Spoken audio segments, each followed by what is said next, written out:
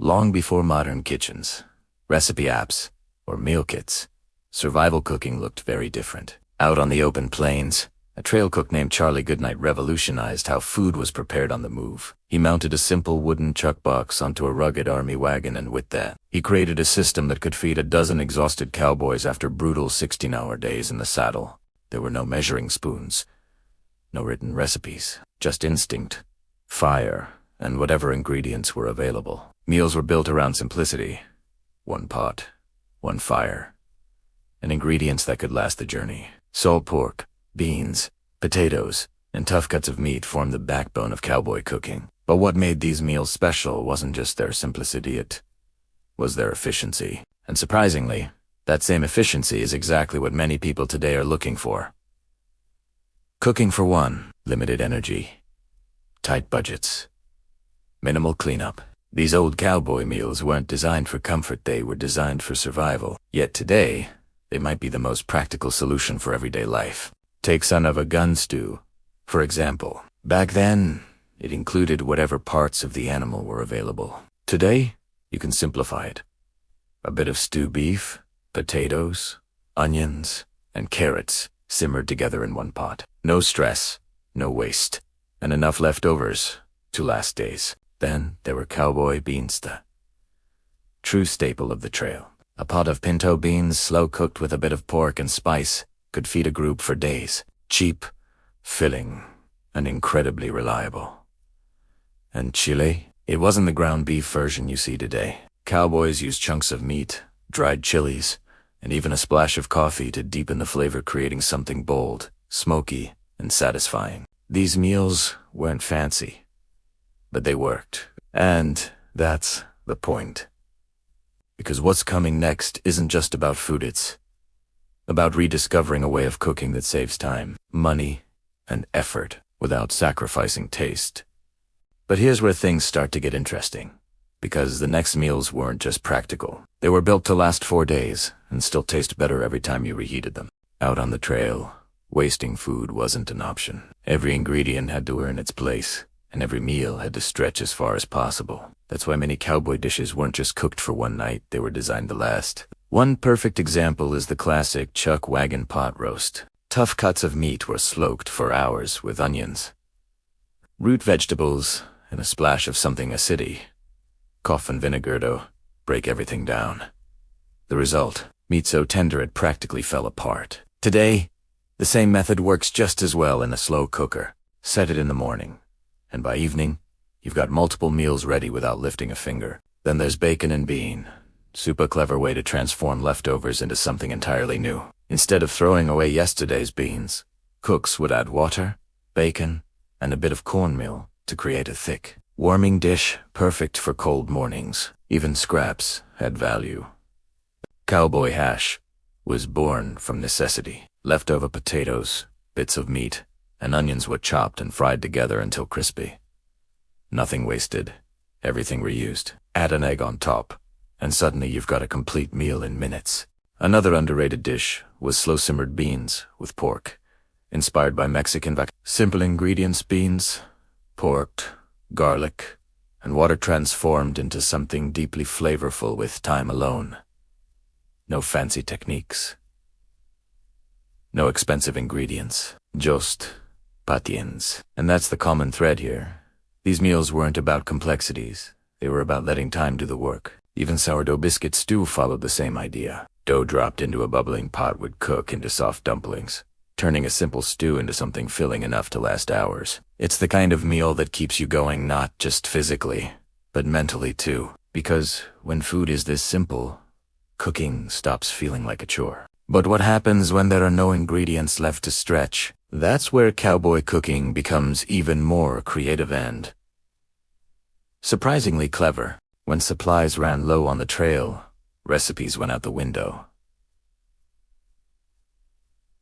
What mattered wasn't tradition, it was survival. And that's where some of the most creative meals were born. Take mulligan stew. There was no fixed recipe. Whatever was available, vegetables, scraps of meat, even stale bread went into one pot. The result changed every time, but it always worked. It was less about perfection and more about making something out of nothing. That same mindset led to dishes like cornbread skillet meals. Meat and onions were cooked in a pan, then topped with cornbread batter and baked together. One pan, one meal, zero waste. Then came an unexpected discovery. Coffee wasn't just for drinking. Trail cooks began using leftover black coffee as a marinade. It added depth, tenderized meat, and created a richer flavor without any extra cost. Today, it's still one of the simplest ways to upgrade a basic cut of beef, and when chicken was available, it turned into something special. Chicken and dumplings became a favorite, especially at the end of a long week. Soft dumplings soaked up rich broth, turning a basic dish into something comforting. Even humor made its way into the food. Whistleberry soup, a nickname for bean-based soups, may have raised eyebrows, but it delivered serious nutrition. Beans mashed into broth, combined with bacon and a splash of vinegar, created a balanced and surprisingly refined flavor. And then there was goulash, a mix of pasta, beef, and tomatoes that became a one-pot staple. Affordable, filling, and easy to cook in large batches. These meals weren't just cracked out, they were adaptable. They could change based on what you had, how much time you had, and how much energy you wanted to spend. And that flexibility is exactly what makes them valuable today. But not everyone respected these meals. In fact, some people still look down on them, and that's where the story takes an unexpected turn. Not every cowboy dish gets respect today. Some are dismissed as cheap, lazy, or outdated. But that criticism misses the point entirely. Take Slumgolian, for example. It was a simple mix of pasta, beef, tomatoes, and whatever else was available. No strict rules, no fancy presentation. Just a one-pot meal that delivered real nutrition at a low cost. And yet, modern food culture often overlooks meals like this. Why? Because simplicity doesn't sell. But here's the reality. Meals like these are incredibly effective. They provide protein, energy, and satisfaction, all without complicated steps or expensive ingredients. The same goes for pot pies, made in a single pot. Instead of using multiple dishes, everything was cooked together and topped with dough. Easy, efficient, and surprisingly comforting. Or consider beef and rice, a dish influenced by Spanish cooking. Rice absorbed all the flavor from the meat and spices, turning a few ingredients into a complete meal. Even cowboy, often ignored today, played a key role. It lasted 4 weeks without spoiling and became the base for hearty, slow-cooked dishes that could feed multiple people. And then there's chili maca, combination of chili and pasta cooked in one pot. No draining, no extra steps, just a filling meal that comes together quickly. These meals prove something important. Cooking doesn't need to be complicated to be effective. In fact, the simpler it is, the more likely it is to become part of your routine. Because at the end of the day, consistency matters more than perfection. And now, we're down to the final meals, the ones so powerful, so filling. They were built to handle the harshest conditions imaginable. Some meals weren't just filling. They were designed to sustain. The kind of food that could carry a person through freezing nights, long rides, and exhausting days. One of the most powerful examples is cowboy stew with hard bread. Meat, beans, potatoes, and broth were cooked together for hours. Then dry biscuits or bread were added to soak up everything. The result was dense, rich, and incredibly satisfying. It wasn't about taste alone, it was about endurance. Then there was the classic breakfast for supper.